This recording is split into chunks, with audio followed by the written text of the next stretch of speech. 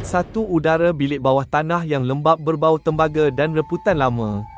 Aku menjumpai sepasang sut kulit tergantung pada cangkuk daging yang berkarat, lembut dan masih panas dengan cara yang membimbangkan. Kad jemputan itu menjanjikan transformasi deria sepenuhnya.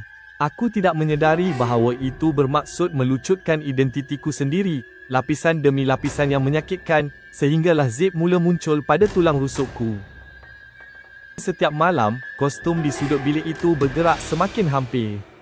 Malam tadi, aku mendengarnya bernafas, bunyi basah dan berirama yang sepadan dengan degupan jantungku yang ketakutan. Aku cuba menjerit, tetapi bibirku telah dijahit rapat dengan dawai perak. Sang tukang jahit berbisik bahawa kesempurnaan memerlukan kesunyian dan toleransi yang sangat tinggi terhadap kesakitan yang indah. Cermin itu menunjukkan seorang asing memakai wajahku. Apabila aku menghulurkan tangan untuk menyentuh kaca, pantulan itu tidak bergerak. Ia hanya tersenyum, menunjukkan barisan gigi yang tajam seperti jarum. Di dalam lapisan baldu, aku menemui koleksi gigi manusia. Ada yang masih berdarah, trofi kecil yang dituai daripada model terdahulu yang gagal dalam cubaan terakhir. Sut itu kini muat dengan sempurna. Ia ketat, seperti kulit kedua, kerana ia memang kulit kedua. Aku dapat merasakan sisa-sisa memorinya menjerit di dalam sistem sarafku. Mereka memberitahu aku bahawa peralihan itu tidak akan menyakitkan.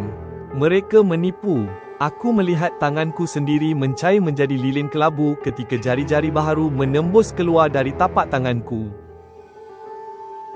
Jangan pandang pada matanya, amaran sang guru. Namun lubang mata sut yang kosong itu mengalirkan cecair hitam, merayu agar aku memakainya dan menamatkan kelaparan yang sunyi itu. Jahitan itu mula terasa gatal.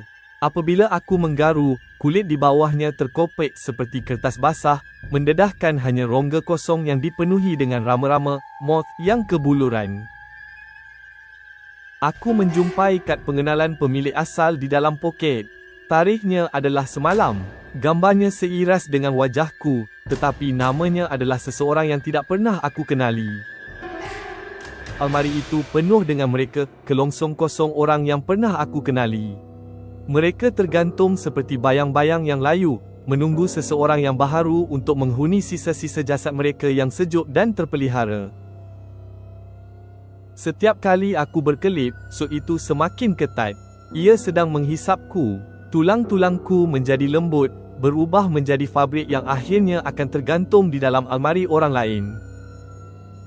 Ketawa yang datang dari lorong itu bukan bunyi manusia.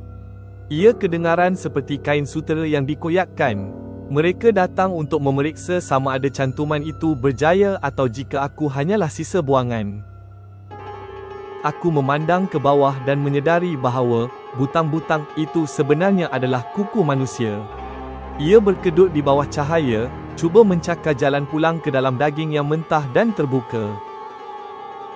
Bau formaldehid menenggelamkan bau ketakutanku sendiri. Aku sedang menjadi sebuah karya agung taksidermi, sebuah patung hidup untuk galeri yang sunyi. Terdapat sebatang zip yang menjala di tulang belakangku yang tidak pernah aku letakkan di situ.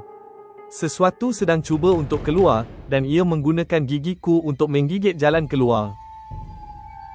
Aku melihat wajah sebenar tukang jahit itu hari ini.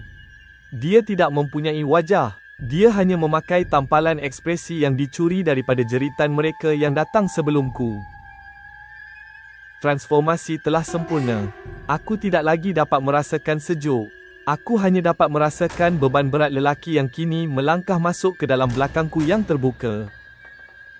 Cangkuk itu menanti anda seterusnya. Ia digilap dan tajam. Jangan risau tentang kesakitan, sut itu akan memegang cebisan badan anda bersama-sama lama selepas anda tiada.